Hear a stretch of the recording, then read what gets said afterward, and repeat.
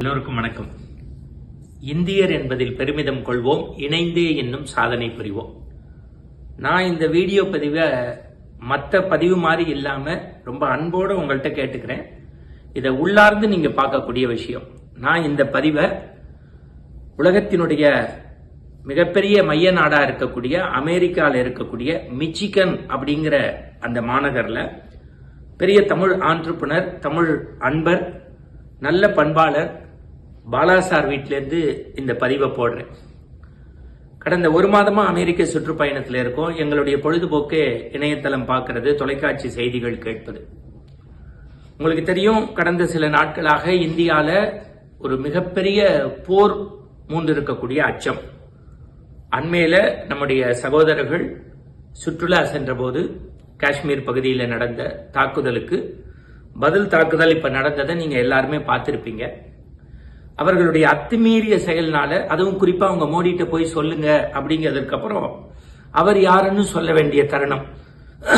அந்த வார்த்தை ரொம்ப முக்கியமானது. இது வீட்டில் நியூஸ் பேப்பர் பார்த்துக்கிட்டே நியூஸை கிண்டல் பண்ற மாதிரி, இல்ல ஒரு கிரிக்கெட் மேட்சை பார்த்துட்டு ஐயோ இந்த பாலை அடிச்சிருக்கலாமே, இந்த பாலை பிடிச்சிருக்கலாமே அப்படிங்கிறது, ஐயோ இந்த பாலை கோல் போட்டிருக்கலாமேன்னு ஃபுட்பாலை பேசுறது மாதிரி இல்லைங்க. எல்லை பகுதிகளில் பனி முகடுகள்லையும் வெயில்லையும் தான் உயிரை துச்சமன வச்சு கட்டிய மனைவியை விட்டுட்டு, குழந்தைய விட்டுட்டு, தாய் தகப்பனை விட்டு, ரத்த சொந்தங்களை விட்டுட்டு நம்மெல்லாம் சுதந்திர காற்றை சுவாசிக்கிறதுக்காக தங்களுடைய மூச்சு காற்றை தியாகம் பண்ணக்கூடிய தியாக செயலர்கள் தான் ஒவ்வொரு இந்திய ராணுவ வீரர்கள்னு நம்ம நம்புறோம். நம்ம இந்திய ராணுவம் எவ்வளவு பலம் வாய்ந்தது என்பதை இப்ப நம்ம இந்த பதிலடி கொடுத்திருக்கோம். என்னைய பொறுத்த வரைக்கும் போருங்கிறது ஒரு அபாயம் தான், அது வேண்டாத நிகழ்வு தான். உலகத்தின் எந்த மண்ணுக்கும் போர் தேவையில்லை. ஆனா ஒருத்தர் சீண்டி பார்த்தோன்னு, தொட்டு பார்த்தோன்னு, நம்மளை சொரிஞ்சு பார்த்தோன்னு பதிலடி கொடுக்க வேண்டும். உங்களுக்கு மோடி மாதிரி ஒரு பாரத பிரதமர் இந்தியாவை வல்லரசோட நடத்துறது, அல்லது அமித்ஷா மாதிரி ஒருத்தர் மிக திறத்தோட பாதுகாப்பு பணியை மேற்கொள்றது, முன்னாடி இருந்த ராஜ்நாத் சிங், இன்றைக்கு இந்தியாவினுடைய பொருளாதாரத்திற்காக தேசாபிமானத்தோடு செயல்படக்கூடிய ஒரு தமிழச்சின் நம்மெல்லாம் பெருமைப்படக்கூடிய FM பினான்ஸ் மினிஸ்டர், வணக்கத்திற்குரிய நிர்மலா அம்மா, இந்திய கார்கில் யுத்தம் போது வாஜ்பாய் அவர்கள் நடந்து கொண்ட அந்த மேன்மையை குறித்து உலகம் பேசியது எல்லாத்தையும் நம்ம நன்கு அறிவோம். இப்ப நான் கொள்கைக்கு அப்பாற்பட்டு, நான் திருப்பி சொல்றேன், இன்னும் 100 வருஷம் ஆனாலும் என் உடம்புல ஓடுறது எங்களுடைய புரட்சி தலைவி அம்மா தந்த வீர ரத்தம். கொடைங்கிறது எம்ஜிஆர் தேர்ந்து கத்துக்கிட்டது. யாருக்காகவும் கொள்கையை மாத்தி யாருக்கும் சொம்பு தூக்க முடியாது. ஆனா மோடி, அண்ணாமலை போன்ற தேசாபிமானவர்களுடைய பின்னாடியும் நாங்க நிற்போம். இது ஒரு செய்தி. ஏன்னா நான் இப்ப தமிழக முதல்வரை விருப்பு வெறுப்புக்கு அப்பாற்பட்டு, கொள்கைக்கு அப்பாற்பட்டு இந்த காணொலியில ஒரு தமிழன்கிற முறையில் நன்றி சொல்ல கடமைப்பட்டிருக்கேன். ஏன்னா இந்த உலக சுற்றுப்பயணம் செய்யறவங்க, கல்வி சுற்றுலாவுக்காக, தொழிலுக்காக வெளிநாடுகளுக்கு வர்றவங்க விமானத்தை பிடிச்சு அவங்கவுங்க நாட்டுக்கு திரும்பும் போதுதான் இந்த யுத்தம் குறித்த விஷயம் எல்லாம் தெரியுங்க. நம்ம வீட்டில இருந்து நியூஸ் பாக்குறது இல்லைங்க. அவங்கவுங்க எத்தனை பேர் அயல் நாட்டுக்கு பயணம் பண்ணியிருப்பாங்க. அவங்க குழந்தைங்க கல்விக்காக வந்திருக்கும், தொழிலுக்காக வந்திருக்கும். அவங்கவுங்க வீடு திரும்புதல்ங்கிறது, ஒரு வீரன் எப்படி போர் முடிஞ்சு வீட்டுக்கு திரும்புறானோ அவன் வீட்டுக்கு திரும்புறதுங்கிறது உயிரை கையில பிடிச்சிருக்க சமயம் நம்ம சொல்லுவோம். ஆனா இந்திய அரசாங்கம் இன்றைக்கு இந்திய பாகிஸ்தான் ஒரு போர் நிறுத்தம்ங்கிறது மாலை செய்தியா நான் பார்த்தேன் இங்க அமெரிக்காலேருந்து. நான் ஒன்னே ஒரு செய்தியை சொல்றேன்.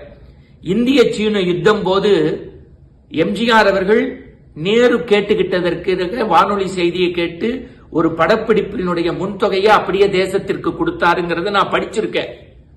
புரட்சி தலைவி தங்கத்தாரகை கொடுத்தே சிவந்தகை என்று நாமெல்லாம் கொண்டாடக்கூடிய அந்த அன்னமிட்ட கை புரட்சி தலைவி அம்மா அவர்கள் தன்னுடைய ஆபரணங்களை யுத்த நிதிக்கு கொடுத்ததை இந்த வரலாறு நன்கு அறியும். இப்படி நம்மை ஆண்டவர்கள் செய்த இந்த தேசத்தில் இந்திய பாகிஸ்தான் இந்த யுத்தத்திற்கு, ராணுவ வீரர்களுக்கு வலிமை சேர்க்கக்கூடிய வகையில் இன்றைய தமிழக முதல்வர், வணக்கத்திற்குரிய திரு மு.க. ஸ்டாலின் அவர்கள் ஒரு மிகச்சிறந்த பேரணியை நடத்தி இருக்கிறார். ஒரு 10,000க்கும் மேற்பட்டவர்கள் சென்னையின் பேரணியாக திரண்டு அந்த அண்ணா சதுக்கத்தில், அதுவும் மெரினா கடற்கரையில், அது எதை காட்டுகிறது என்றால் நம்மிடத்தில் இருக்கக்கூடிய ஒரு தேசபக்தியை, ஒரு பாரத பிரதமர் ஒரு தேசத்தை வல்லரசோடு வழிநடத்துகின்ற போது அதற்கு தேசாபிமானமிக்க செயலாக ராமனுக்கு அணில் செய்த உதவியைப் போல இன்றைக்கு திரு முதல்வர், தமிழக முதல்வர் அவர்கள் ஆச்சரியங்களுக்கு அப்பாற்பட்டு செய்திருக்கக்கூடிய இந்த தேசபக்தியை ஒரு தமிழன் என்கின்ற முறையில், இந்தியன் என்கின்ற முறையில் வரவேற்கிறேன். மிச்சிகன் பாலா வீட்டிலிருந்து அவர்களுக்கு நன்றி சொல்ல முதல்வருக்கு கடமைப்பட்டிருக்கின்றேன். நான் வீட்டுக்குள் இருக்கின்ற போது இந்துவாக இருப்போம், இஸ்லாமியராக இருப்போம், கிறிஸ்துவராக இருப்போம். வீதிக்குள் வருகின்ற போது இந்தியராகவும், உலகத்தை பார்க்கின்ற போது மனிதராகவும் இருப்போம்.